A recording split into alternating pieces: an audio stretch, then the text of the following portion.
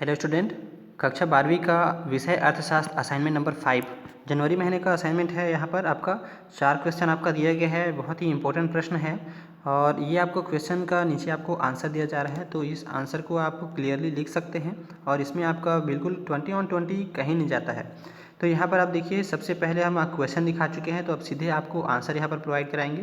तो ये आपका है क्वेश्चन नंबर 1 का आपका आंसर, पहले क्रमांक का उत्तर है आपका ये। तो यहाँ पर लिखेंगे व्यापारिक बैंक शाखा का निर्माण कैसे करता है, उदाहरण से स्पष्ट करिए, पहला प्रश्न है। तो यहाँ से आपको लिखना प्रारंभ करना है। इसके बाद क्रमानुसार इस तरह आपको लिखते जाना है।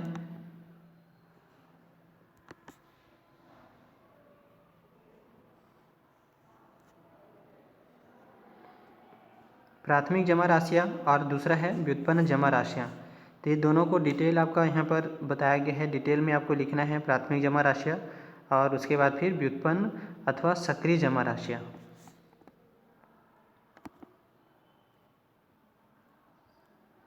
इसके बाद उसका उदाहरण बोला गया है, तो ये आपका उदाहरण है, 2 उदाहरण, एक आपका यहाँ पर से लिख सकते हैं, एक उदाहरण आपका, दूसरा आपका उदाहरण नीचे है, ये आपका दूसरा उदाहरण लिख सकते हैं। उसके बाद आते हैं आपका उत्तर क्रमांक 2, केंद्रीय बैंक व व्यापारिक बैंक में अंतर। तो आपका यहाँ से आपको क्रमशः पॉइंट टू पॉइंट आपका अंतर यहाँ पर बताया गया है। पहला है नीति का अंतर, दूसरा राजनीतिक प्रभाव में अंतर, तीसरा उद्देश्य का अंतर, फिर है अंतिम ऋणदाता वाला अंतर, फिर मुद्रा चलन अधिकार का अंतर। अब आते हैं उत्तर क्रमांक 3 में, और यहाँ पर उत्तर क्रमांक 3 का यहाँ से लिख सकते हैं। तीसरा प्रश्न है मुद्रा के कार्यों का वर्णन कीजिए। तो आपका मुद्रा के कार्य यहाँ पर देखिए, पूरा कंप्लीट आपका कार्य यहाँ पर है। 2 प्रकार का आपका प्राथमिक कार्य, 2-3 प्रकार का भाग इसमें है। प्राथमिक कार्य पहला आपका आता है, उसके बाद फिर दूसरा हमारा आता है गौण कार्य।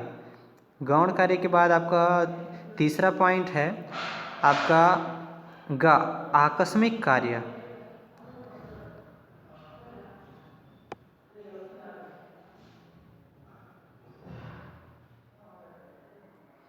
फिर है प्रश्न नंबर 4। तो प्रश्न नंबर 4 आपका बोला गया है रिजर्व बैंक ऑफ इंडिया के कार्य लिखिए। तो आपका प्रश्न नंबर 4 का आंसर है, यहाँ से लिखना प्रारंभ करेंगे आप। तो यहाँ पर से आपका आंसर स्टार्ट होता है और इसके बाद आपके जो कार्य है उसको आप कंप्लीट लिख सकते हैं। ये भी एक कार्य है और एक आपका बैंक के मूल कार्य है। तो यहाँ से आप बैंक के मूल कार्य भी लिख सकते हैं।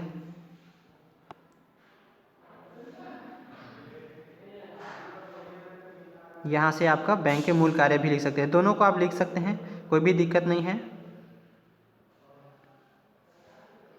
भारतीय रिजर्व बैंक के मुख्य कार्य, इसे आप आगे पीछे करके भी लिख सकते हैं, इससे कोई प्रॉब्लम नहीं होगा। ये आपका लास्ट पॉइंट्स हैं। इन सभी पॉइंट्स को ज़्यादा अच्छा है पहले आप लिखें और इस वीडियो को शेयर, लाइक, सब्सक्राइब करना ना भूलें। धन्यवाद।